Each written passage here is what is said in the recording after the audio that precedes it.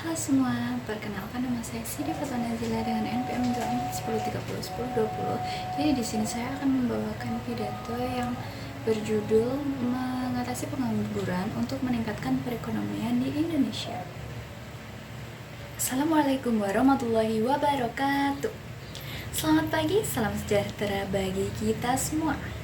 Pertama-tama, marilah kita panjatkan puji syukur kehadirat Allah SWT karena atas rahmat dan karunia-Nya kita dapat berkumpul di tempat ini dalam keadaan sehat walafiat. Teman-teman sekalian, menurut data Badan Pusat Statistik pada bulan Februari tahun 2025, jumlah pengangguran di Indonesia mencapai 8,2 juta orang.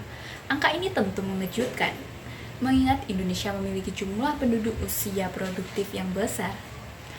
Fakta ini menunjukkan bahwa pengangguran masih menjadi masalah serius yang berdampak luas terhadap perekonomian dan kesejahteraan masyarakat. Hadirin yang saya hormati, pengangguran bukan hanya soal individu yang tidak bekerja, tetapi tentang masalah ekonomi nasional. Ketika banyak orang kehilangan pekerjaan, produktivitas menurun, daya beli melemah, dan pertumbuhan ekonomi pun ikut terhambat. Berdasarkan data BPS 2025, tingkat pengangguran terbuka atau TPT mencapai 5,5%, meningkat dari tahun sebelumnya. Walaupun jumlah orang yang bekerja juga naik, pertumbuhan lapangan kerja tidak mampu mengejar laju pertumbuhan atau pertambahan angka kerja baru, terutama di perkotaan, di mana persaingan kerja itu semakin ketat. Banyak lulusan muda harus berebut peluang yang terbatas, sementara sebagian lainnya bekerja di sektor informal dengan penghasilan yang tidak menentu. Lalu apa sebenarnya penyebab utama pengangguran di Indonesia? Salah satunya adalah ketidaksesuaian antara keterampilan tenaga kerja dan kebutuhan industri. Banyak lulusan sekolah dan perguruan tinggi yang memiliki kemampuan teoritis, namun kurang memiliki keterampilan praktis dan pengalaman kerja nyata. Misalnya ada kelulusan dan ada generasi lulusan yang cakap dalam teori ekonomi atau teknologi, namun belum menguasai keterampilan digital, komunikasi, dan kerja tim yang dibutuhkan di dunia kerja yang modern ini. Industri saat ini berkembang sangat pesat, menuntut tenaga kerja yang adaptif terhadap teknologi dan perubahan yang besar. Namun sayangnya, sistem pendidikan kita masih sering menitik beratkan pada hafalan dan ujian, bukan pada pembentukan kemampuan berpikir kritis dan kreatif. Selain itu, minimnya kesempatan magang dan pelatihan kerja juga memperlebar jarak antara dunia pendidikan dan dunia industri.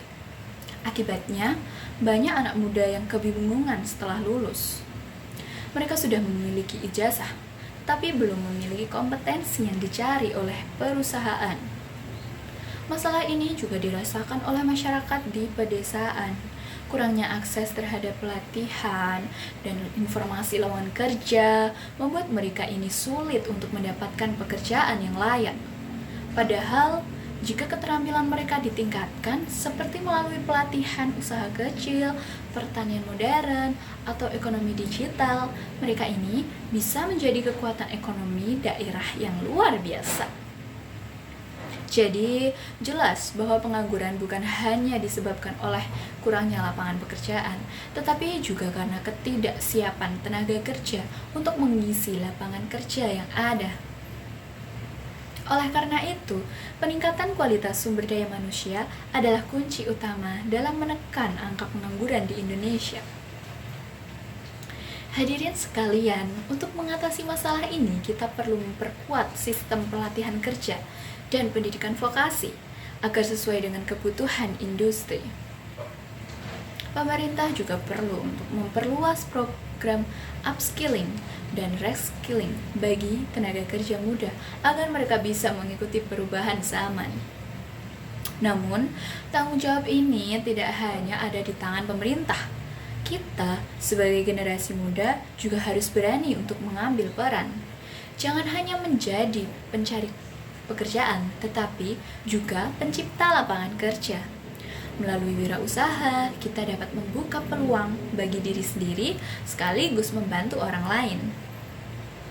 Kita juga dapat berkontribusi dengan langkah-langkah sederhana, seperti mendukung produk dan usaha lokal.